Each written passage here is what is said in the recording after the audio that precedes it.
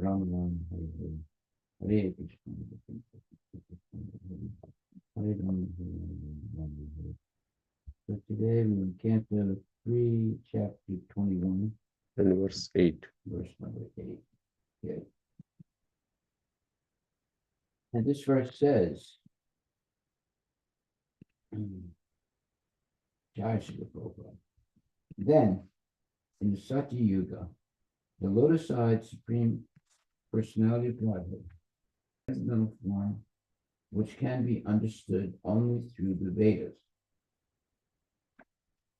purport by His divine grace, A.C. Bhaktivedanta Swami Prabhupada. Here, 2 points are very significant. The first is that Kardama Muni attained success by yoga practice in the beginning of Satya Yuga. When people used to live for 100,000 years, Kardama Muni attained success, and the Lord, being pleased with him, showed him his form, which is not imaginary. Sometimes the impersonalists recommend that one can arbitrarily concentrate one's mind on some form he imagines or which pleases him. But here it is very clearly said that the form which the Lord showed to Kardama Muni by his divine grace is described in the Vedic literature. Sabdam Brahma. The forms of the Lord are clearly indicated in the Vedic literature. Kardama Muni did not discover any imaginary form of God, as alleged by rascals. He actually saw the eternal, blissful, and transcendental form of the Lord. So, as the report says, there's 2 points that are very significant. The first, Kardama Muni attained success by yoga practice in the beginning of Satya Yuga, when people used to live for 100,000 years. And Kardama Muni attained success, and the Lord, being pleased with him, showed him his form, which is not imaginable. Sometimes the impersonalists recommend that one can arbitrarily concentrate one's mind on some form he imagines or which pleases him. But here it is very clearly said that the form which the Lord showed to Kardama Muni by his divine grace is described in the Vedas, Sabdam Brahma. The forms of the Lord are clearly indicated in the Vedic literature. Kardama Muni did not discover any imaginary form of God, as alleged by rascals. He actually saw the eternal, blissful, and transcendental form of the Lord. All glories to Srila Prabhupada. Text number 9. Kardama Muni saw the Supreme Personality of Godhead, who is free from material contamination, in his eternal form, effulgent like the sun, wearing a garland of white lotuses and water lilies. The Lord was clad in spotless yellow silk, and his lotus face was fringed with slick, dark locks of curly hair. Text number 10. Adorned with a crown and earrings, he held his characteristic conch, disc, and mace in 3 of his hands, and a white lily in the 4th. He glanced about in a happy, smiling mood, whose sight captivates the hearts of all devotees. Text 11. A golden streak on his chest, the famous Kaustuba gem, suspended from his neck. He stood in the air with his lotus feet placed on the shoulders of Garuda. Purport by Srila Prabhupada. The description in verse 9 to 11 of the Lord in its transcendental eternal form are understood to be descriptions from the authoritative Vedic version. These descriptions are certainly not the imagination of Kardama Muni. The decorations of the Lord are beyond material conception, as admitted even by impersonalists like Sankaracharya. Narayana, the Supreme Personality of Godhead, has nothing to do with the material creation. The varieties of the transcendental Lord, his body, his form, his dress, his instruction, his words, are not manufactured by the material energy, but are all confirmed in the Vedic literature. By performance of yoga, Kardama Muni actually saw the Supreme Lord as he is. There was no point in seeing an imagined form of God. After practicing yoga for 10,000 years, the perfection of yoga, therefore, does not terminate in voidness or impersonalism. On the contrary, the perfection of yoga is attained when one actually sees the personality of Godhead in his eternal form. The process of Krishna consciousness is to deliver the form of Krishna directly. The form of Krishna is described in the authoritative Vedic literature, Brahma Samhita. His abode is made of Chintamani stone, and the Lord plays there as the cavalry boy and is served by many thousands of gopis. These descriptions are authoritative, and a Krishna conscious person takes them directly, acts on them, teaches them, and practices devotion service as enjoined in the authoritative scriptures. Okay, so this, first of all, this is a description of what Kardama Muni saw. And he's looking at the Supreme Personality of Godhead. And he's seeing the eternal form of the Supreme Personality of Godhead, which is effulgent like the sun. And the Lord is wearing a garland of white lotuses and water lilies. And the Lord has a spotless yellow silk. And his lotus face is fringed with slick, dark locks of curly hair. Okay. Then the Lord is adorned with a crown and earrings, and he has his conch shell, disc, and mace in 3 of his hands, and a white lily in the 4th. And he's glancing in different directions in a happy, smiling mood whose sight captivates the hearts of all devotees. Great, wonderful explanation here. So then it says in text 11, we're just going over it. A golden streak on his chest, the famous Kaustuba gem, suspended from his neck. He stood in the air with his lotus feet placed on the shoulders of Garuda. Wow, so he has his 2 feet on the shoulders of Garuda. Purport. The description in verse 9 to 11, which is what I just read, of the Lord in his transcendental eternal form are understood to be descriptions from the authoritative Vedic version. So what are those descriptions? The Lord is he has an eternal form. That's number 1. And he's effulgent like the sun. That's number 2. He has a garland of white lotuses and water lilies, number 3 and 4. He has a spotless yellow silk.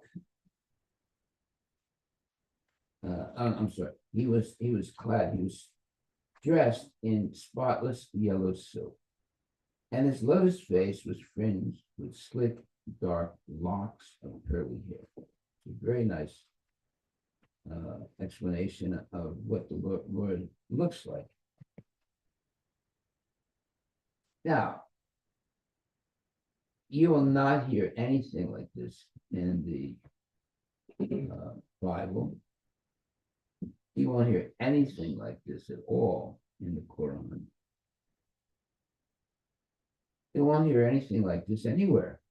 No, there's no, let's say, exhaustive explanation of what the Lord looks like, what he wears, how he moves. This all this information can only be found in the Srimad Bhagavatam.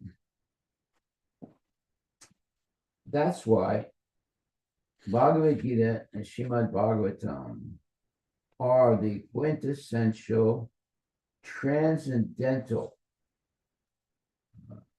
let's say, literatures that give very exacting, very complete explanation of who is the Supreme Personality of Godhead, what he looks like, and what his activities are, what he likes, what he doesn't like, etc. Nowhere else is there this type of exhaustive explanation of the Lord, his devotees, his pastimes, his characteristics, etc. You can look around, you can try and find other books. They don't have anything even close to this. That's why Bhagavad Gita and Srimad Bhagavatam are very special, sacred texts. And unfortunately, most scholars don't take Bhagavatam as Shastra. They don't believe that it's actually everything that's being explained here is factual. They think it's mythological. So you know what a myth is? A myth is something that is not necessarily true, but it's something that is talked about. So mythology is it's not a science, but it is an explanation of things that are imagined. Let's look up the definition of mythology. MYTH, mythology. What does it say?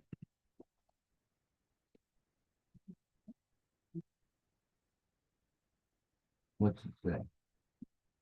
Yeah, just Maharaj, it is a collection of myths, especially one belonging to a Wait a particular minute, a collection of what? Of myths? myth. A myth is something that is not necessarily factual. It's something that could not really be real, or it may be real. Okay, go ahead.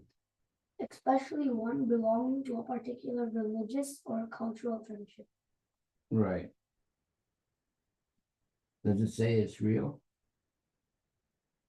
It doesn't say. Look up the word myth in YTH. so it says these stories often explain natural phenomena, the origins of the world, the activities of gods or heroes, and customs and values of the society. Mythology serves various purposes, including providing a moral framework, offering explanations for the unknown, and giving meaning to the human experiences. That's it. Yeah. Does it say it's real? But here it says a widely held but false belief or idea. A widely held but false belief. That's it. Yeah. So, in other words, everything that's being explained about Krishna's pastimes is considered by the so-called ethnologists as being false. Ethnology, look that up, ethnology. Ethnology. I think that's the word. Ethnology. And then, as part of this mythology, they gave some examples of Greek mythology where the key figures are Zeus, Hera, Athena. Zeus. Yeah. Zeus. Here, is it Hera? Hera, Athena, Yeah, Apollo, and Hercules. right. In case of Roman mythology, it's Jupiter, Juno, Minerva, Mars, Venus. In Norse mythology, it's Odin, Thor, Loki, Phrygia, Baldur. And then Hindu mythology, they say key figures are Brahma, Vishnu, Shiva, Durga, Ganesha. Egyptian mythology, it's Ra, Osiris, Isis, Horus, Anubis. Okay, so mythology basically is something that people believe, but is not actually, let's say, substantiated by science. Let's put it like that. Hmm. Once you look up the exact definition of mythology, something that people believe, but is not necessarily true.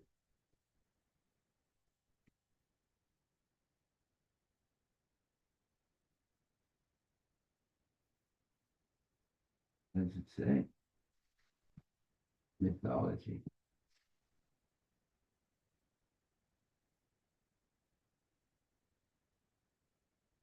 Anybody? It doesn't specifically use that language, but it says it's the same thing as a collection of myths, which are traditional stories, often involving supernatural beings or events that are used to explain natural phenomena, origins of the world, nature of the gods and heroes, and the customs and beliefs of the society. Once you look up the word myth, Yeah.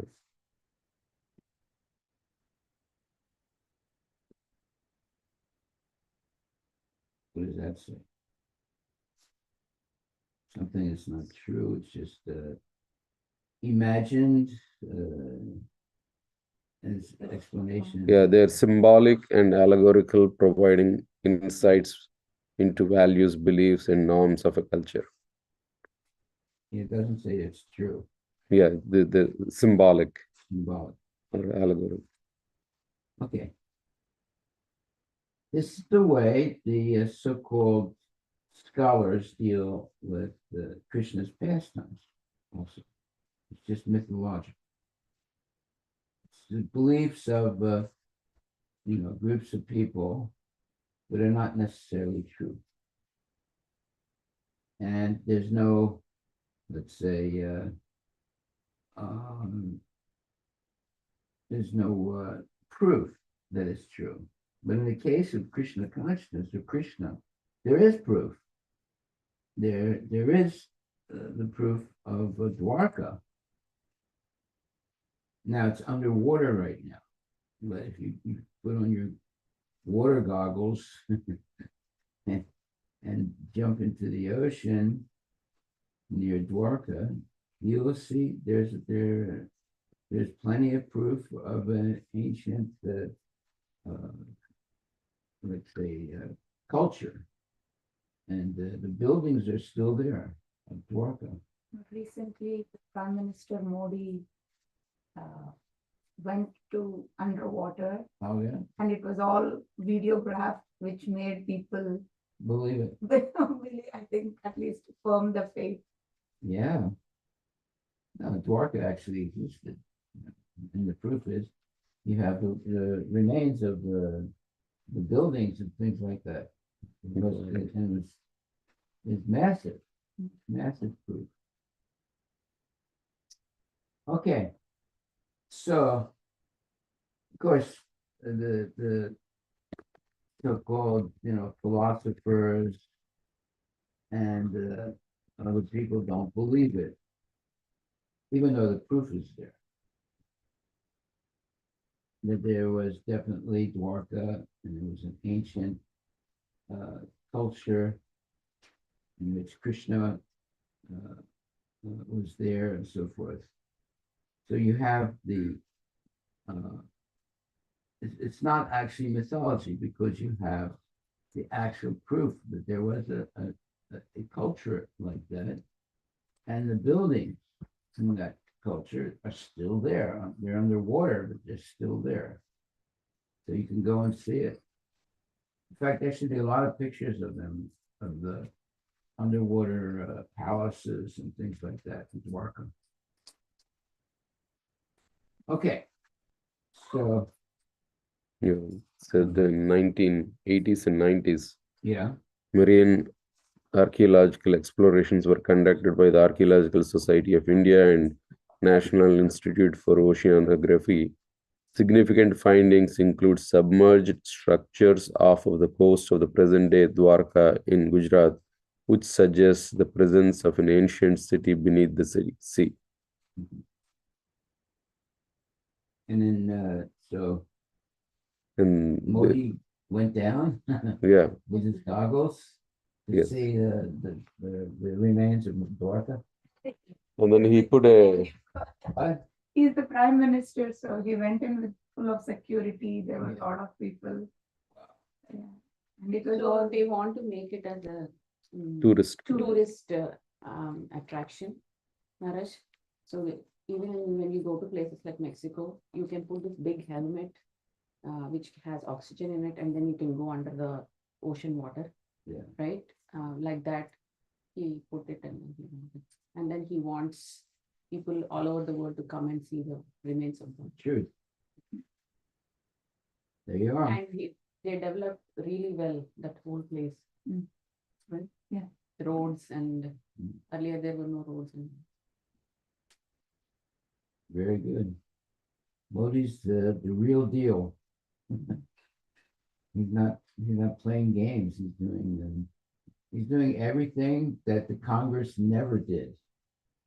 So there is also the specific discoveries they did was stone structures, remnants of stone walls, pillars, structures were found underwater, which some researchers believe could be parts of the ancient city Dwarka. Various artifacts, including pottery, seals, and other objects were recovered from the site, dating back to around 1500 BCE or even earlier. Port structures, evidence. BC means before Christ. Evidence of port So structure. we're in the 2000s now, right? Yeah. So that means 3,500 or over. 3,500 years ago. Yes. And It's actually older than that. Yeah, so it's very ancient culture. and then there is some interpretations, correlation with ancient texts. The submerged structures and artifacts have been interpreted by some scholars and archaeologists as corroborating the descriptions of Dwarka in ancient texts like Mahabharata and the Bhagavad Purana. Okay, there's the proof. What we're reading is actually is factual. It's made up. Okay, so we're reading about Kardama Muni. Kardama Muni saw the Supreme Personality of Godhead, who is free from material contamination, in his eternal form, effulgent like the sun, wearing a garland of white lotuses and white lilies. The Lord was clad in spotless yellow silk, and his lotus face was fringed with slick, dark locks of curly hair. So this is something that Kardama Muni is seeing. So that's evidence. Right? He's just describing what he's saying. So it says, in the Satya Yuga, so there are 4 yugas. There's Satya Yuga and Dwapara Yuga, Treta Yuga, and Kali Yuga.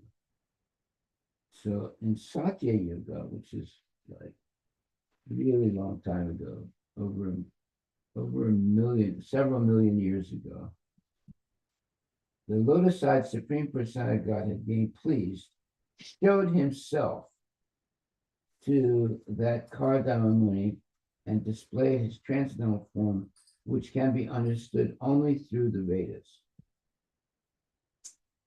So I'm just repeating this just so everybody knows what we're talking about. Here, 2 points are very significant. The first is that Kardama Muni attained success by yoga practice in the beginning of Satya Yuga, when people used to live for 100,000 years. So how many years does Kardama Muni meditate? At least 60,000 years before he was able to see the Lord. Kardama Muni attained success, and the Lord, being pleased with him, showed him his form, which is not imaginary.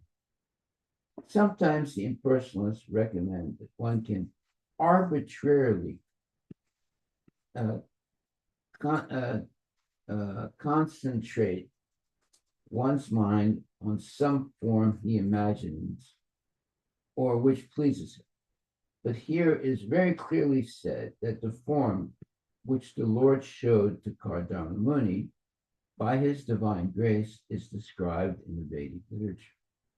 Subdam Brahma. The forms of the Lord are clearly indicated in the Vedic literature. Kardama Muni did not discover any imaginary form of God, as alleged by rascals.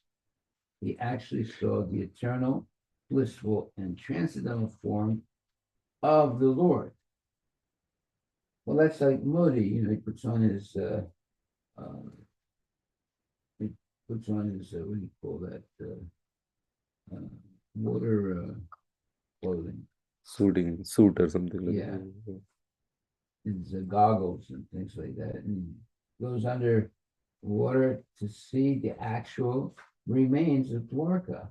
So it's not what you would call mythological, it's factual. There was a city of Dwarka.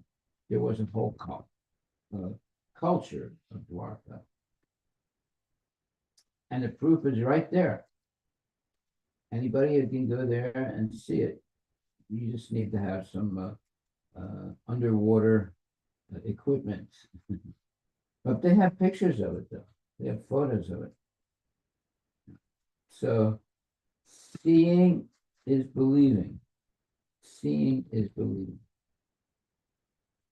Not always, but actually this is saying seeing is believing.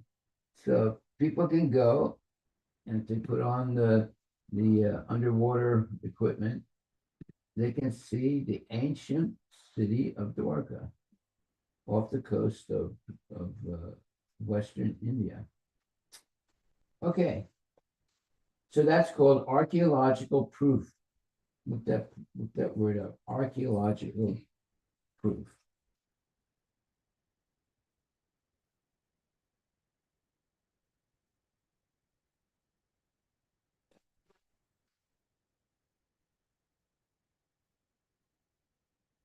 That's Modi Yes. underwater. Yeah, that's archaeological proof that Modi exists underwater. Yeah, amazing. Your character. When the temple was getting started, he went to all the Punya Kshetras, Yeah. starting from the Dwaraka all the way to South India, Rameshwaram. And then he went back to India. Yeah, because he wants to prove to the people that this is true. There's an ancient culture called the Vedic culture, and it actually existed. It's not mythological. It's real, and it was in buttocks. But it's not that history starts from the point of the Muslim invasion of India. No, that's complete nonsense. But even in India, all the people have to learn the Muslim history. They don't talk about this. You know, it's crazy that the what's taught to kids is the history of Babur and this one, that one. They're all Muslims. The Muslims invaded India, but recently, but way before the Muslims, there was a whole culture that goes back millions of years. And the fact that they try and make it seem as though, oh, it's only once the Muslims came to India that culture started. That's complete nonsense. And you have people that lecture like that. They say, well, everything the Hindus say is all mythological, but we have proof that the Muslims actually organized India. They say all kinds of nonsense things like that that are not actually true. Okay, so it says here, then in the Satya Yuga, the lotus-eyed Supreme Personified, being pleased, showed himself to that Kardama Muni and displayed his transcendental form, which can be understood only through the Vedas. So Kardama Muni is a special devotee because he's so dedicated to the Lord that the Lord is revealing his transcendental form. And this is in Satya Yuga. So the Satya Yuga, Dwapara Yuga, Treta Yuga, Kali Yuga. So we're going back now several million years ago. History. Okay, look up, what do the modern, what do you call them? Modern, what's the name of that? Historians claim that they try and explain what the date is of the Vedic culture. The carbon dating thing. Well, what do they say is, How old is the? yeah, how old is the Vedic culture? Vedic times.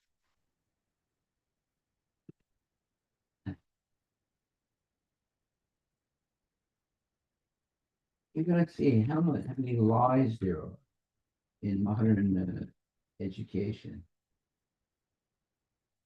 What is it? How far back do they claim it goes?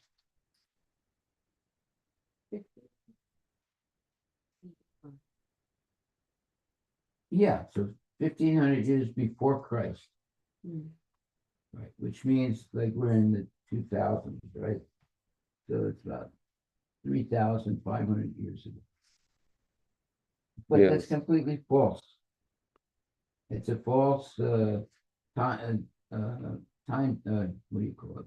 Timeline. The Vedic culture goes back millions of years, not 3,500 years. The reason they come up with numbers like that, like 3,500 years, is because they want to keep the Christian timeline as being valid, but the Christian timeline is completely false. So, no, let's say the Christian timeline is not false, but what's false is their attempt to subjugate the Hindu timeline to the Christian timeline. So at the most, Christianity, the history of Christianity is 3,500 years. But the Vedic history goes back millions of years. You see how vicious the modern so-called scientists and actually, what is it? It's called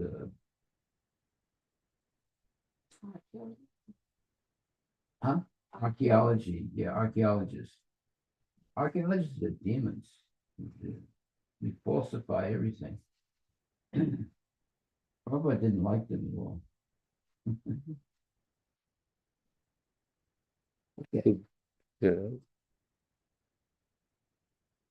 and then we'll go to text 9. Kardama Muni saw the Supreme Personality of God, who was free from material contamination. In his eternal form, he floated like the sun, wearing a garland of white lotuses and white lilies. The Lord was clad in spotless yellow silk, and his lotus face was fringed with slick, dark locks of curly hair. So this is a description that of the Lord, of Krishna, and it's given by Kardama Muni. In other words, he is a witness to the fact that Krishna actually exists. And that's what we have to understand. That's actually what's being said here.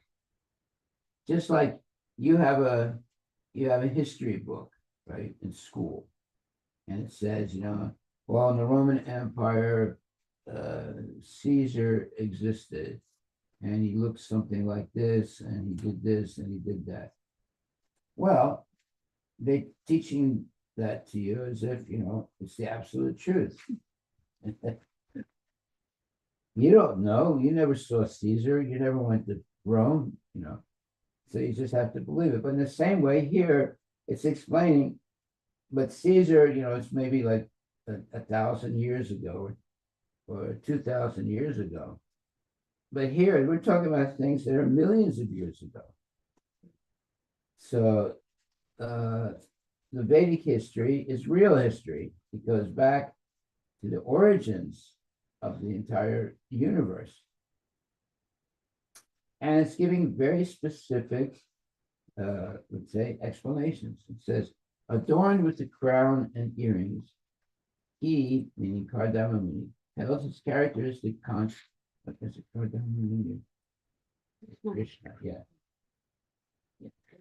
I'm sorry. Held his characteristic conch, disc, and mace in 3 of his hands, and a white lily in the 4th. He glanced about in a happy, smiling mood, whose sight captivates the hearts of all devotees. A golden streak on his chest, the famous Kaustuba gem, suspended from his neck. He stood in the air with his lotus feet placed on the shoulders of Garuda. Garuda is the transcendental bird. He's the Boeing, I don't know, 777 of history. Mhm. But it's not a Boeing, it's a real living entity, it's Garuda. Purport. The descriptions in verse 9 to 11 of the Lord in his transcendental eternal form are understood to be descriptions from the authoritative Vedic version. These descriptions are certainly not the imagination of Kardama Muni. The decorations of the Lord are beyond material conception, as admitted even by impersonalists like Sankaracharya, Narayan, the Supreme Personality of Godhead, like Sankaracharya. Narayana, the Supreme Personality of Godhead, has nothing to do with the material creation. The varieties of the transcendental Lord, his body, his form, his dress, his instruction, his words are not manufactured by the material energy, but are all confirmed in the Vedic literature. By performance of yoga, Kardama Muni actually saw the Supreme Lord as he is. There is no point in seeing an imagined form of God after practicing yoga for 10,000 years. The perfection of yoga, therefore, does not terminate in voidness or impersonalism. On the contrary, the perfection of yoga is attained when one actually sees the personality of God in his eternity. The process of Krishna consciousness is to deliver the form of Krishna directly. The form of Krishna is described in the authoritative Vedic literature. Rama Samhita, his abode is made of Chintamani stone, and the Lord plays there as a cowherd boy and is served by many thousands of gopis. These descriptions are authoritative, meaning they are factual, and is served. These descriptions are authoritative, and a Krishna conscious person takes them directly, in other words, accepts them, acts on them, preaches them, and practices devotional service as enjoined or as explained in the authoritative scriptures. So, if you go, let's say, into a high school and you show this information to your teacher, and she'll say, well, that's what you believe in your mythology. Let's say that's not true.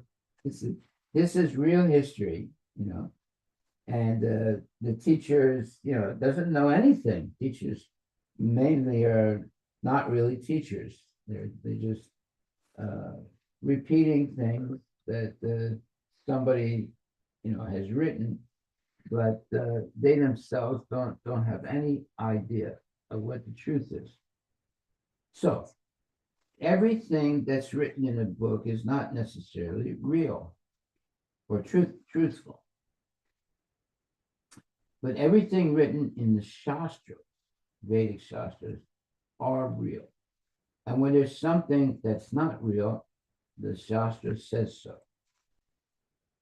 So there are some things in the Vedic Shastras that are not real. And they're put there to trick the atheists. So then the atheist says, you see that? That's not real. That proves that all the Vedas are not true. But actually, it's put there purposely to trick the atheists. But the devotees are not tricked. Okay, now you ask me, what is an example of that? What is it? I used to know that. There are certain things that are purposely put in the Vedas to trick the atheists. Like, I think even Krishna's body. Yeah, he was shot with an arrow. Yeah, in the foot. Yeah.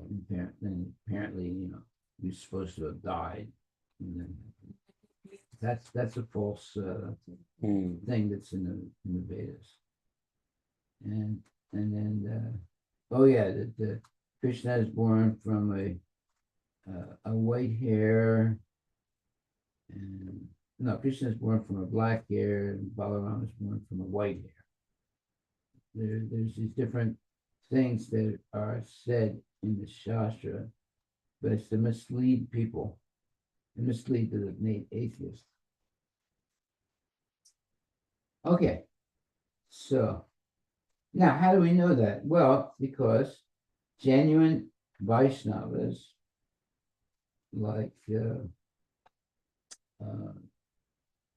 have explained this. So who are the genuine Vaishnavas?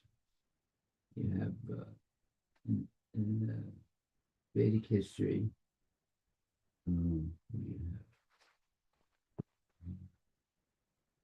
Sampradaya, like the Sampradaya, yes. Like Ramanujacharya, Yes, Madhvacharya. Ramanujacharya. But in northern India, who are the acharyas? the Goswamis. The Goswamis, yes. And the Goswamis, they did also what's called the archaeological research. They were asked to do that. And they went and found where Vrindavan was. Vrindavan was not known. There was history about it, but it was not really known exactly where it was.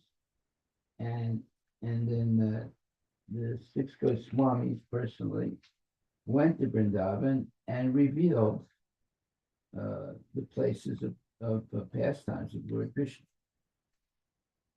So that's only what? It's only 500 years ago. So Vrindavan was actually hidden for a long time. the people that lived in that area knew about it, but they didn't know so much about it. But they knew that this something was there in Vedic history in Vrindavan. But it was actually the Goswamis that excavated, found the exact places of Krishna's pastimes.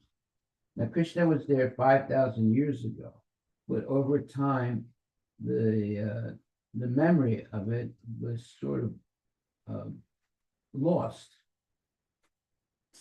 People knew about it, but they weren't actually sure where it was exactly and so forth.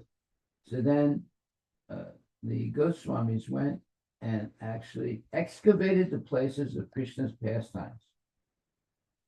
Let's look that up. Goswamis excavated the places of pilgrimage of Krishna's pastimes.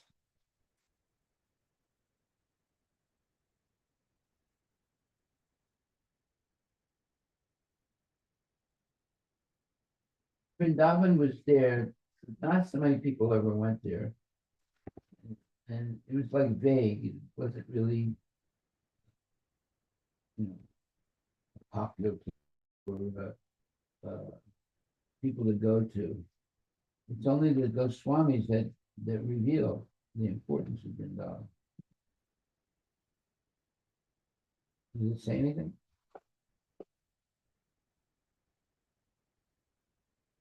The Goswamis, a group of 6 renowned Vaishnava saints, played a crucial role in excavating and reviving the places of pilgrimage in Vrindavan, a town in Uttar Pradesh, India, which is intimately associated with the life and pastimes of Lord Krishna.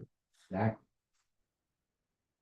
These saints are collectively known as the 6 Goswamis of Vrindavan, and their efforts in the 16th century were pivotal in re-establishing Vrindavan as a significant spiritual and cultural center. Pretty cool. So when it says 16th century, it means the 1500s. Hmm. So that's like 500 years ago. So various contributions. They first excavated and identified the sacred sites. They established temples. Right. They wrote and compiled scriptures. And then they preserved and propagated Gaudiya Vaishnavism. And then they revived the pilgrimage and spiritual activities. Revival of spirituality and pilgrimage. Mhm. So they kind of contributed all these key things. Right.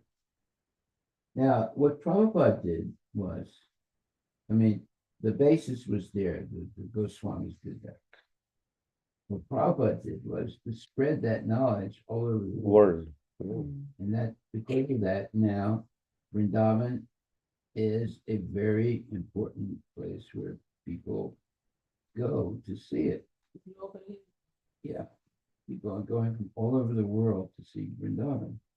That's because of Prabhupada. Because previously, only people in Delhi would go to Vrindavan. Even South Indians, they didn't really know anything about Vrindavan. Yeah.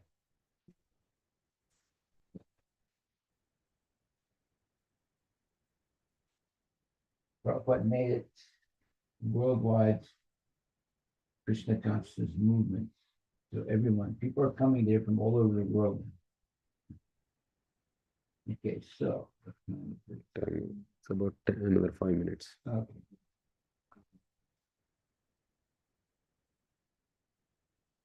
So now is a description of Krishna.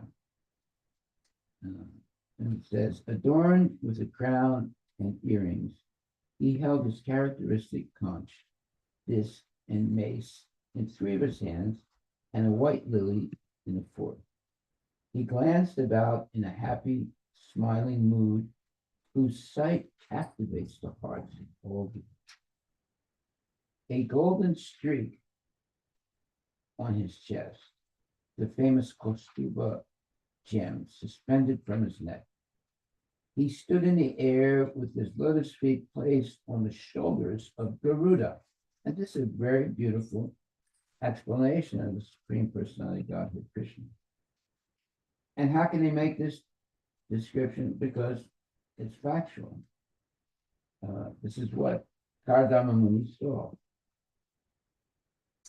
The descriptions in verses 9 to 11 of the Lord in his transcendental eternal form are understood to be descriptions from the authoritative Vedic version.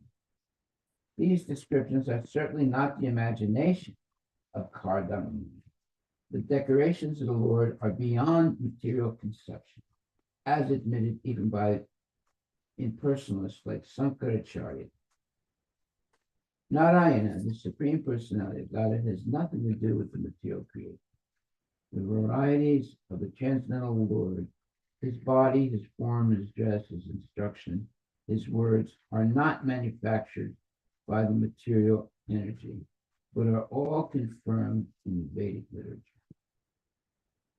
By performance of yoga, Kardama Muni actually saw the Supreme Lord as he is. There was no point in seeing an imagined form of God after practicing yoga for 10,000 years. The perfection of yoga, therefore, does not terminate in voidness or in personalism. On the contrary, the perfection of yoga is attained when one actually sees the personality of Godhead in his eternal form. So that eliminates all the Maya bodies. And there's millions of Maya bodies. They're eliminated right there. The process of Krishna consciousness is to deliver the form of Krishna directly. The form of Krishna is described in the authoritative Vedic literature, Brahma Samhita. His abode is made of Chintamani stone. That means that if you find a Chintamani stone, then it can give you anything you want. And the Lord plays there as a cowherd boy and is served by many thousands of gopis. These descriptions are authoritative, and a Krishna conscious person takes them direct, acts on them, preaches them, and practices devotional service as enjoined in the authoritative scriptures. So if you have, let's say, a homework given to you in your school where you have to describe something historic, and you choose to write about Krishna, and he has a body that's somewhat bluish, he's got a peacock feather in his head, and you have all this description of Krishna. Then you start talking about, he lifted it when he was only 7 years old. He lifted a mountain called the Govardhan, and he did this and he did that, and then your teacher is going over the work, the assignment that you had to give, and when she reads all that, she gives you an E.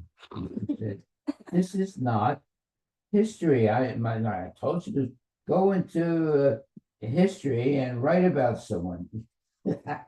And she said, "This is all mythology." Does that ever happen to you? But the more I hear this one, our Lord Balaji Yeah. is exactly decorated like this. Yes. Yes. Where's the like Shanku Chakra? That is the part of the deity form. Yeah. And then during the decoration, they put the lotus lilies, lotus Well, flowers. we should take all the teachers to see biology. Yeah, I mean, the teacher said, we asked you to write something factual. We didn't ask you to write something fictional. But this is not fictional, this is factual.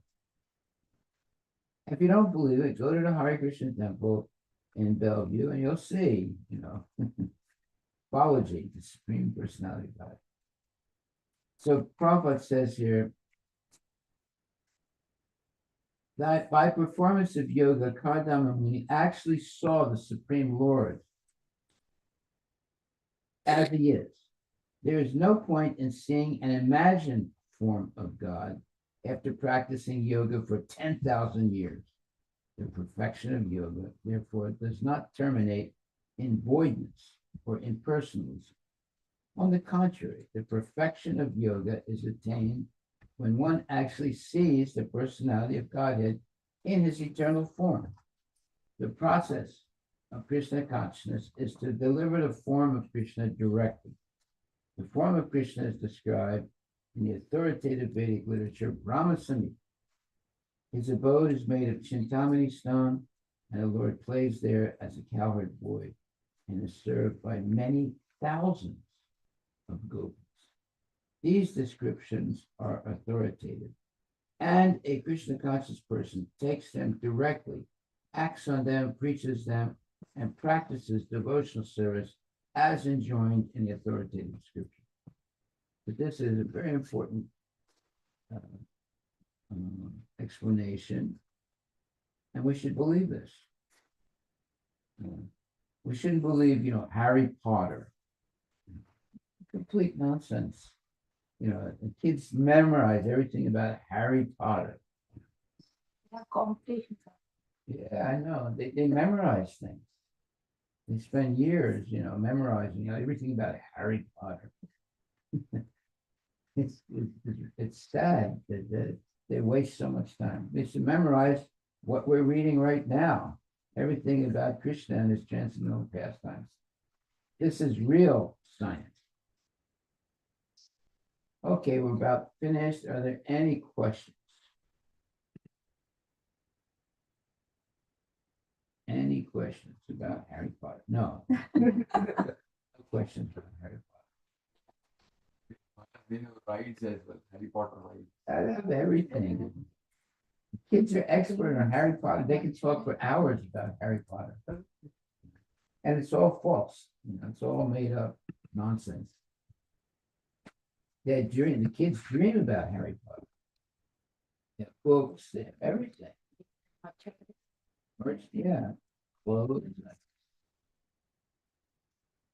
Maharaj, as we are talking about four-handed form, as my Prabhu was saying, is it about Narayana, or how do we understand the four-handed form? That is Narayan. Why? Why? Who else could it be? Now, is it we are talking about Narayana or Krishna or It says, the decorations of the Lord are beyond material conception, as admitted even by impersonalists like Sankaracharya. Narayana, the Supreme Personality of God, has nothing to do with the material creation. The varieties of the Transcendental Lord, his body, his form, his dress, his instruction, his words, are not manufactured by the material energy, but are all confirmed in the Vedic literature. By performance of yoga, Kardama Muni actually saw the Supreme Lord as he is. There was no point in seeing an imagined form of God after practicing yoga for 10,000 years. The perfection of yoga, therefore, does not terminate in voidness or impersonalism. On the contrary, the perfection of yoga is attained when one actually sees the personality of Godhead in his eternal form. The process of Krishna consciousness is to deliver the form of Krishna directly. The form of Krishna is described in the authoritative Vedic literature, Brahma Samhita. His abode is made of Chintamani stone, and the Lord plays there as a cowherd boy and is served by many thousands of gopis. These descriptions are authoritative, and a Krishna conscious person takes them directly, acts on them, preaches them, and practices devotional service as enjoined in the authoritative scriptures. This should be read by everyone. It's one purport. This explains what is the proper way to see and understand knowledge about Krishna. And it says here, the varieties of the transcendental Lord, his body, his form, his dress, his instruction, his words, are not manufactured by material energy, but are all confirmed in the Vedic literature. Just like Modi is putting on, diving a suit and going down to see the relics of Dwarka in the ocean off the western coast of India. Same way, the pastimes of Krishna were not very much known 500 years ago. There was Vrindavan. Not many people were going there. There was, there was different places of Krishna's pastimes in Vrindavan, but they were not really known. So what happened? The 6 Goswamis went to Vrindavan and they reestablished the places of pilgrimage of Krishna's pastimes. That's only 500 years ago. In other words, 5,000 years ago till 500 years ago, a lot of the knowledge of Krishna and Vrindavan was lost. Not completely, but it was not really clear in people's minds, and still not clear in the minds of people in South India. But by the excavation, and actually the Goswamis were asked to excavate the places of Krishna's pastimes in Vrindavan. So they went there and they found all the different places that Krishna had his pastimes there, like Govardhan, this place, Radha Kund, Sham Kund, And then now thousands of people go to see those places. Whereas before it was very rare and people didn't know about it. Yeah. Okay, so I guess we'll stop there unless there's some questions. Hare Krishna, any questions?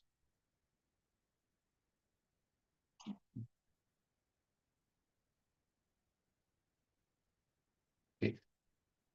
Don't see raised hands. Okay, I'm just going to read one more thing. It says, the form of Krishna is described in the authoritative Vedic literature. Brahma Samhita. So if you read the Brahma Samhita, and I have my copy here somewhere around it. Over here or over there? Okay. No, it's not. That's it. All right, well, anyway. Yeah, there it is. So here, this book, Prabhupada's speaking about, it says, the form of Krishna is described in the authoritative Vedic literature, Rama Samhita. His abode is made of Chintamani stone, and the Lord plays there as a cowherd boy and is served by many thousands of gopis. These descriptions are authoritative, and a Krishna conscious person takes them directly, acts on them, preaches them, and practices devotional service as enjoined in the authoritative scriptures. So if you want to know about Krishna, what he looks like, what he likes, what he doesn't like, and so forth, you read Brahma Samhita, this book. We have it.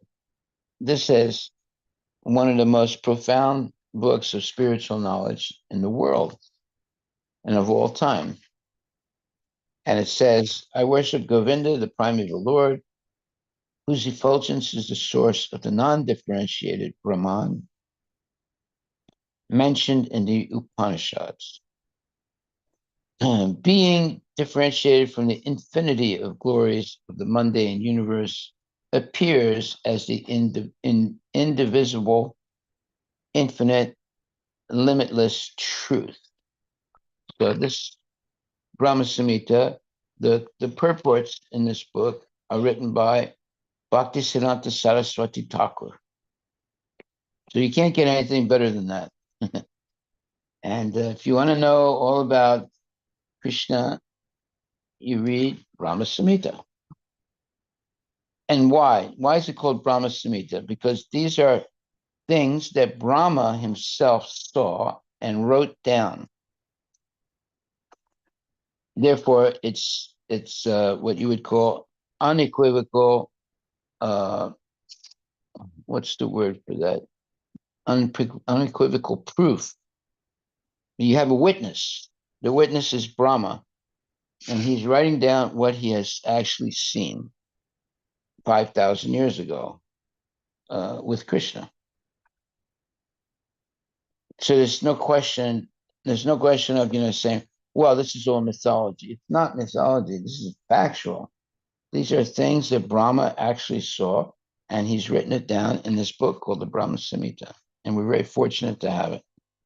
Okay, so I think we're after time here, and we will continue again tonight. Haribol.